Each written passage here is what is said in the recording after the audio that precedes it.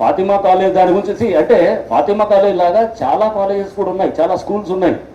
వీటి మీద అంటే ఏమన్నా అంటారు ఏది ఎంఐఎం అంటే ఫాతిమా కాలేజ్ మీద ఎందుకు అంటే ఎంఐఎం అనే సాఫ్ట్ అన్నారా?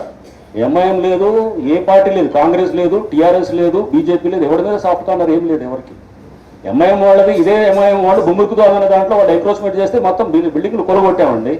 మొన్నటికి మొన్న ఏది అక్కడ శాస్త్రి నగర్ పార్కులో అక్కడ కొలగొట్టాం, 6-7 బిల్డింగ్లు కొలగొట్టాం. అది మొదలెట్టి అంటే ఇమోషనల్గా వచ్చే డిమాండ్స్ని హైడ్రా రియాక్ట్ కాదు. దానికి డెఫినెట్గా దానికి చేస్తున్న క్రమంలో మేము రిప్లై అడిగాము. అది ఆ డిపార్ట్మెంట్స్ నుంచి రావాల్సిన దీని రిప్లై లోపల high court is now looking into it చెప్తున్నారు. ఎందుకు ఈ టైంలో కన్స్ట్రక్షన్స్ చేస్తుంటే కనుక దాని మీద ఏంటి మీరు ఏమి ఇచ్చారని హైకోర్టు ఇప్పుడు జరుగుతుంది.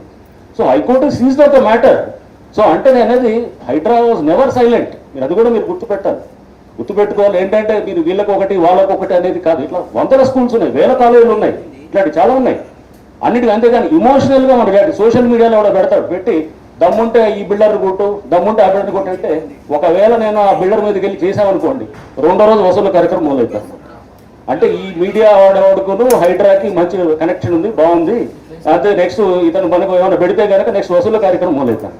అందుకోసం కాన్షియస్గా కూడా ఉంటాం. పబ్లిక్ డొమైన్లో పనిచేసేటప్పుడు కొంత జాగ్రత్తలతో ఉండాలన్నమాట. అంటే ఎక్కడికక్కడ ఇష్టానుసారంగా ఎవరో పెట్టారు కదా అలా అని పనిచేయడం అనేది అంటే సెలెక్టివ్ యాక్షన్ అనేది కాదు. సెలెక్టివ్ అంటున్నాం, 30 ఏళ్ళ కంప్లైంట్ వస్తే you have to pick up somewhere.